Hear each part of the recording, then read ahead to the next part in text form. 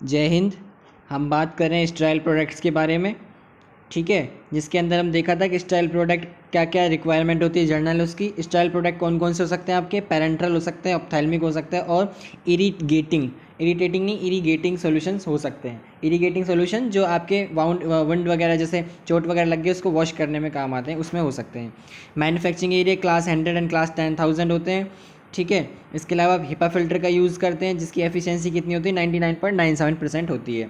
Component कौन कौन से काम में आते हैं, तो आप बोला vehicle, solute, added substance, containers कौन कौन से, टाइप फर्स्ट जिसको बोलते हैं बोरोसिलिकेट ग्लास, ठीक है। Type second soda lime treated glass, type third soda lime glass, and type four जो जनरल पर्पज़ में आप काम में लेते हैं, ठीक है। इसके बाद हमने इसी ग्लास को टेस्ट करने के लिए दो तरीके बताए, water attack test and powder glass test, ठीक है। उसके बाद प्लास्टिक कंटेनर की बात की, क्लोजर्स की बात की। अब जो हम देखने जा रहे हैं उसका नाम है evaluation parameters for sterile products, यानी जो स्टेराइल प्रोडक्ट आपने तैयार कर लिया उसके लिए इवैल्यूएशन क्या क्या होता है। तो सबसे पहले लिखा हुआ है आपका क्या, leaker test. Leaker test word से ही पता लग रहा है कि किसकी बात करें अब, लीकेज की। लीकेज किसके अंदर, स्पेशली एम्पुल के अंदर। जो आपका एम्प्यूल है केवल उसी के लिए ही लीकर टेस्ट परफॉर्म करता है, बाकी जो भी स्टेराइल प्रोडक्ट होता है उसके लिए आप परफॉर्म नहीं करते हैं, ठीक है। तो क्या करोगे आप, एम्पुल लोगे, एम्पुल को ऐसे एक आपकी पूरा एक पात्र जिसको बोलते हैं आप, क्या होगा, डिस्क होगी जिसके अंदर मिथाइलिन ब्लू का 1% सॉल्यूशन भरा होगा। इसमें आप एम्पुल्स को ऐसे एम्पुल्स को डिप कर दोगे और इसको क्लोज करके क्या कर दोगे, वैक्यूम लगा दोगे इसके अंदर, ठीक है। वैक्यूम होगी, इसकी वजह से क्या होगी, यदि आपके एम्पुल में जरा सी भी आपकी लीकेज है ना, जरा सी भी त्रुटि आ रही है सीलिंग के अंदर, है ना, तो क्या होगा, जो आपका मिथाइलिन ब्लू है वो अंदर चला जाएगा, किसके अंदर, एम्पुल्स के अंदर, या वाइस वर्सा, मतलब बाहर आएगा। कब, जब आप क्या करोगे, इसको सक करोगे, यानी प्रेशर नेगेटिव कर दोगे तो जो अंदर का मटेरियल है एम्पुल का वो बाहर आएगा, ठीक है। जैसे आप रिलीज करोगे तो मिथाइलिन ब्लू वाला जो सोल्यूशन है वो एम्पुल्स के अंदर चला जाएगा, जिससे आप इजीली डिटेक्ट कर लोगे कि इसके अंदर लीकेज है या नहीं है, ठीक है। देखो लीकेज क्या आती है प्रॉब्लम, आप जब एम्पुल को करते हो सीलिंग, एम्पुल जो सीलिंग होती है वो आपके दो तरीकों से की जाती है। कौन कौन सी, एम्पुल के लिए टिप सीलिंग मेथड होता है और पुल सीलिंग मेथड होता है। टिप सीलिंग में क्या करते हो आप, ये आपका एम्पुल है, इसके अंदर आपने जो मेडिकामेंट ड्रग है उसको फिल किया, ठीक है। फिल कर दिया, फिल करने के बाद क्या होगा आपका, ऊपर जो ऐसे टिप होगी, टिप के ऊपर क्या करोगे, इसको वार्म करोगे, वार्म करके जैसे जैसे ही मेल्ट होगा इसको राउंड करके घुमा दोगे और इस पर लग जाएगी सीलिंग। तो इसको क्या बोलते हैं, पुल सीलिंग मेथड। खींचा और घुमा के बंद कर दिया तो पुल सीलिंग मेथड। वैसे ही आपका एम्पुल है, एम्पुल के ऊपर क्या होगा, ऐसी ये नॉब होगी, गर्दन सी होगी, इसके ऊपर आप क्या लगाओगे, दूसरी एक टिप लगाओगे, वार्म करके दोनों को आपस में चिपका दोगे, तो क्या बोलेंगे आप इसको, टिप सीलिंग मेथड। ये दो तरह के मेथड है जो आप एम्पुल को सील करने के लिए काम में लेते हैं। यदि इनके अंदर प्रॉब्लम आ जाए तो कैसे डिटेक्ट करोगे आप, लीकेज टेस्ट के थ्रू, यानी लीकेज टेस्ट करोगे, आपके उसके ऊपर लीकर टेस्ट करोगे और एम्पुल को डिटेक्ट कर लोगे इजीली कि लीकेज है या नहीं है, ठीक है। इसके बाद आपका आता है क्लियरिटी टेस्ट। क्लियरिटी टेस्ट किस लिए करते हैं आप, क्लियरिटी टेस्ट करते हैं हम पार्टिकल मैटर साइज, या इसको क्या बोलते हैं, पार्टिकल मैटर टेस्ट भी इसी को बोलते हैं, ठीक है। इसके लिए आप दो मेथड जनरली यूज में लेते हैं, कौन कौन से, light skating and light absorption method, ठीक है। आप क्या करोगे, जो भी आपका मटेरियल होगा, मतलब जो भी आपकी प्रिपरेशन होगी उसको लोगे, ठीक है, फिर उसको क्या करोगे, लाइट स्केटर के अंदर रखोगे और देखोगे कि कितनी लाइट पास हो रही है नहीं हो रही है, उसके हिसाब से आप पता लगाओगे कितने पार्टिकल इसके अंदर डिटेक्ट किए गए हैं। फोकस किस पे करना है कि पार्टिकल कितने हैं या कितने नहीं है उसके ऊपर। यदि आपका जो पार्टिकल साइज है वो 10 माइक्रोमीटर या उससे कम के हो, ठीक है, तो वो 1 ml के अंदर 50 से ज़्यादा नहीं होने चाहिए।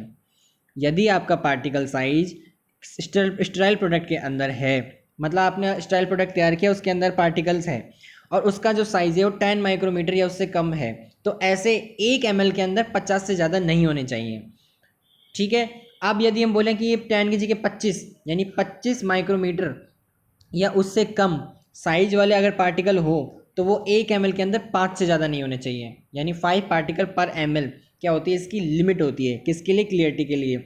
यदि इतना कोई भी आपका स्टाइल प्रोडक्ट फॉलो कर रहा है तो क्या करेंगे आप, उसको क्लियरिटी टेस्ट उसका पास हो जाएगा, ठीक है। क्या बोला हमने, 50 पार्टिकल पर ml if it is 10 micrometre और लेस, और 5 पार्टिकल पर ml if it is 25 micrometre और लेस, ठीक है। ये 10 ये 25, तो क्या होगा, आपका क्लियरिटी टेस्ट पास हो जाएगा, ठीक है। इसके बाद जो अगला आता है वो आता है आपका स्टेरिलिटी टेस्ट। स्टेरिलिटी ये स्ट्राइल शब्द कब यूज़ में लेते हैं हम, तब हम जब हम ये शब्द बोलते हैं क्या, कि a product which is free from viable micro organism. Viable micro organism से जो फ्री होगा उसे क्या बोलेंगे आप, उसे बोलेंगे स्टेराइल प्रोडक्ट। ठीक है, किसी भी स्टेराइल प्रोडक्ट के अंदर किल्ड माइक्रो ऑर्गेनिज्म हो सकते हैं। ठीक है, किल्ड हो सकते हैं लेकिन जीवित यानी वायबल नहीं होंगे, इसी को बोलते हैं आप स्टेराइल प्रोडक्ट। ठीक है, स्टेराइल प्रोडक्ट में किल्ड क्यों हो सकते हैं, सपोज आपने किया उसका क्या, ऑटोक्लेव। तो ऑटोक्लेव के अंदर आपका पूरा का पूरा प्रोडक्ट तैयार था, आपने उसको रख दिया ऑटोक्लेव चैम्बर के अंदर और कर दिया ऑटोक्लेव। अब जो प्रोडक्ट है उसके अंदर ही उसकी क्या बोलते हैं, डेड बॉडी रह गई माइक्रो ऑर्गेनिज्म की। ठीक है, तो यानी किल्ड हो सकते हैं लेकिन वायबल जीवित नहीं होंगे, उसे क्या बोलेंगे आप, स्टेराइल प्रोडक्ट। ठीक है, कैसे टेस्ट करते हैं आप इसके लिए दो तरह से आप टेस्ट करते हैं, कौन कौन से, membrane filtration and direct inoculation test. Membrane filtration देखो आप क्या होता है इसके अंदर, मेम्ब्रेन फिल्ट्रेशन के अंदर आप ऐसे एक मेम्ब्रेन लेंगे, उसको क्या करेंगे, उसमें से फिल्टर आउट करेंगे अपने सैंपल को, जो भी आपकी प्रिपरेशन है उसको, फिर इसके क्या कर देंगे, 3 टुकड़े कर देंगे हम। ठीक है, और तीनों टुकड़े को कहाँ कहाँ डालेंगे आप, डालेंगे आप फ्लूइड, कौन सा, थायोग्लाइकोलेट के कल्चर मीडिया के अंदर। दूसरा अल्टरनेटिव फ्लूइड थायोग्लाइकोलेट कल्चर मीडिया के अंदर। और जो तीसरा होगा वो होगा soybean casein digest culture media के अंदर। ठीक है, क्या किया आपने, प्रोडक्ट लिया है, मेम्ब्रेन फिल्टर के थ्रू इसको फिल्टर आउट कर दिया, 3 टुकड़े कर दिए, एक टुकड़े को तो कहाँ डाला है आपने, फ्लूइड थायोग्लाइकोलेट के अंदर मीडिया के अंदर, दूसरा अल्टरनेटिव फ्लूइड थायोग्लाइकोलेट मीडिया के अंदर, और तीसरा सोयाबीन कैसीन डाइजेस्ट जो आपका अगार मीडिया है उसके अंदर आपने क्या डाल दिया, तीनों को डिप कर दिया। 14 दिन के बाद आप देखेंगे ग्रोथ हुई या नहीं हुई। अगर आपका माइक्रो ऑर्गेनिज्म प्रेजेंट है तो ये उसके खाने के लिए बहुत अच्छी चीज़ें हैं तीनों। ठीक है, इन तीनों में से किसी में भी यदि 14 दिन के बाद आपका जो माइक्रो ऑर्गेनिज्म है वो बढ़ जाता है, यानी उसकी संख्या बढ़ जाती है, यानी जो आपकी प्रिपरेशन थी उसके अंदर क्या था, माइक्रोबियल कंटामिनेशन था, उसके अंदर माइक्रो ऑर्गेनिज्म प्रेजेंट थे, तो इसके थ्रू आप पता लगाते हैं कि कोई प्रोडक्ट स्टेराइल है या नहीं है। सारा का सारा जो आप काम कर रहे हैं वो एसेप्टिकली कर रहे हैं, एसेप्टिकली यानी आप उसको पूरी तरह सुरक्षित फ्री फ्रॉम माइक्रो ऑर्गेनिज्म के थ्रू कर रहे हैं, क्योंकि हमें केवल क्या देखना है, स्टेराइल प्रोडक्ट की स्टेरिलिटी चेक करनी है। ठीक है, इसलिए क्या करते हैं आप, सबसे पहले क्या करेंगे, आप प्रोडक्ट लेंगे, फिल्टर करेंगे मेम्ब्रेन फिल्टर के थ्रू, 3 टुकड़े कर दिए इस फिल्टर पेपर के। ठीक है, इस फिल्टर मीडिया के, फिर क्या करेंगे आप इसको fluid thioglycollate media, alternative fluid thioglycollate media and soybean casein digest agar media के अंदर पास कर दिया। तीनों क्या है, खाने के लिए अच्छे हैं माइक्रो ऑर्गेनिज्म के लिए। यदि ग्रोथ हो जाती है उसकी, यानी वो प्रेजेंट था तभी तो ग्रोथ हुई है, इससे क्या पता लगा लोगे आप स्टेराइल है या नहीं है। इसके बाद अगला मेथड डायरेक्ट इनोकुलेशन, इसमें कुछ नहीं करोगे आप, स्टेराइल प्रोडक्ट को सीधा कल्चर मीडिया के अंदर डाल दोगे जो उसकी ग्रोथ के लिए फेवरेबल होगा, और चेक करोगे क्या कि वो स्टेराइल है या नहीं है। स्टेराइल अश्योरेंस लेवल क्या होता है आपका, कि कितने आपका जो लेवल है, मतलब जो स्टेरिलिटी का लेवल है वो अलाउड है। तो यहाँ लिखा हुआ है 10⁻³ यानी 1/1000, यानी कोई 1000 में से एक ऐसा हो सकता है आपका कंटेनर जिसमें क्या होगा, प्रोडक्ट स्टेराइल नहीं होगा। ठीक है, 1000 में से कोई एक ऐसा हो सकता है जो आपका प्रोडक्ट है वो स्टेरिलिटी टेस्ट में फेल हो जाए, यानी सबके सब आपके स्टेराइल ही होने चाहिए। यानी आप एक तरह से बोलो ओवरऑल तो 100% ही बोल सकते हो आप, है ना, 100% स्टेरिलिटी अवश्य होनी चाहिए। ठीक है, 1000 में से कोई एक स्टेरिलिटी टेस्ट को फेल कर सकता है। ठीक है, इसके बाद आपका अगला क्या है, पायरोजन टेस्ट। पायरोजन टेस्ट के अंदर क्या करते हो आप, रैबिट लोगे 3। ठीक है, रैबिट ले लिया आपने 3। ठीक है, रैबिट्स के अंदर क्या करोगे आप, उससे पूछोगे हेल्दी है या नहीं है ना, फिर उनसे बात करोगे, फिर वो बताएंगे हम हेल्दी है नहीं है। ठीक है, कैसे करोगे आप, ऐसे पीछे से उठाओगे, उसका जो रेक्टम पार्ट है इसमें थर्मामीटर लगा दोगे। ठीक है, तीनों के थर्मामीटर लगा दिया और टेम्परेचर नोट कर लिया, टेम्परेचर नॉर्मल आ जाएगा उसका, नॉर्मल आके देख लिया आपने नॉर्मल है यानी ये हेल्दी है। अब क्या करोगे आप, उसके अंदर इंजेक्ट कर दोगे क्या, अपनी दवाई, वो भी कहाँ, कान के पास कर दिया आपने, है ना, कान के पास ऊपर थोड़ा सा रगड़ा और ऊपर क्या कर दिया, उसके एरिया में इंसरेट कर दिया आपने अपनी स्टेराइल प्रोडक्ट को। ठीक है, इंसर्ट कर दिया। अब क्या होगा, यदि उसके अंदर पायरोजन हुआ तो इनका जो बॉडी टेम्परेचर है रैबिट्स का वो बढ़ेगा। ठीक है, रैबिट्स का बॉडी टेम्परेचर बढ़ेगा। किसी भी रैबिट का जो बॉडी टेम्परेचर है वो 0.6 डिग्री सेंटीग्रेड को क्रॉस ना करे। ठीक है, किसी भी रैबिट का जो बॉडी टेम्परेचर है वो 0.6 डिग्री सेंटीग्रेड को क्रॉस ना करे, ये क्या देखोगे आप, पायरोजन टेस्ट के लिए। ठीक है, यदि तीनों जो आपने रैबिट लिए हैं उन तीनों रैबिट्स के अंदर जो टोटल होगा टेम्परेचर वो 1.4 डिग्री सेंटीग्रेड को क्रॉस ना करे, समझ गए बात? यानी आप क्या करोगे, तीनों रैबिट्स के अंदर आपने स्टेराइल प्रोडक्ट इंजेक्ट कर दिया, तीनों का वापस आपने टेम्परेचर देखा कितने देर में, 3 घंटे के अंदर, 3 आवर्स के अंदर देखा आपने, यानी 1 घंटे पे, 2 घंटे पे, 3 घंटे पे, अलग अलग टाइम, तीनों टाइमों पे आपने देखा क्या, आपने रैबिट का टेम्परेचर देखा बॉडी का। ठीक है, 3 बार, 1 घंटे पे पहले का, 1 घंटे पे दूसरे का, 1 घंटे पे तीसरे का, ऐसे ही दूसरे पे सबका देखना, दूसरे घंटे पे, ऐसे ही जो तीसरा आवर होगा यानी जो तीसरा टाइम लगेगा उस पर भी आपको सबका टेम्परेचर देखना है। ठीक है, आप क्या करोगे, टोटल करोगे एवरी टाइम के हिसाब से। ठीक है, यानी पहले का बॉडी टेम्परेचर प्लस दूसरे का प्लस तीसरे का, ये जो टोटल है वो 1.4 डिग्री सेंटीग्रेड को क्रॉस नहीं करना चाहिए तीनों का। ठीक है, और इंडिविजुअली किसी भी रैबिट का 0.6 डिग्री सेंटीग्रेड को क्रॉस ना करे टेम्परेचर। ठीक है, मतलब यदि बॉडी का टेम्परेचर आप बोलें कि 37 डिग्री सेंटीग्रेड था, ठीक है, अब वो 37 से 37.6 है तब तक तो सही है, अगर वो 37.7 भी हो गया तो क्या है, आपका जो स्टेराइल प्रोडक्ट है वो गलत हो गया। ठीक है, वैसे ही क्या करोगे, तीनों का इंडिविजुअल निकाला आपने, मान लो 0.6 का आया, 0.31 का आया और 0.11 का आ गया। ठीक है, कितना हो गया ये, 0.10, यानी 10 हो गया, ये 1.0 बन गया, तब तक तो ठीक है। यदि ये 1.4 हो जाएगा, जब भी मानोगे आप सही है, 1.5 होते ही क्या बोलोगे आप, इसको बोलोगे कि पायरोजन जो टेस्ट है वो फेल कर गया आपका स्टेराइल प्रोडक्ट। ठीक है, ये होता है आपका क्या, रैबिट टेस्ट, जिसको किस पे करते हो, 3 हेल्दी रैबिट्स के ऊपर, किसी का भी टेम्परेचर 0.6 डिग्री ज़्यादा नहीं होना चाहिए। अगला आपका लाल, जिसको क्या बोलते हैं, limulus amebocyte lysate test. Limulus lysate amebocyte lysate test, इसमें क्या करोगे आप, हॉर्स शू क्रैब यानी घोड़े के नाल जैसी दिखने वाला केकड़ा, है ना, ऐसा आपका केकड़ा होता है, केकड़ा। ठीक है, उस केकड़े को क्या लोगे आप, उसकी आरबीसीज कलेक्ट करोगे।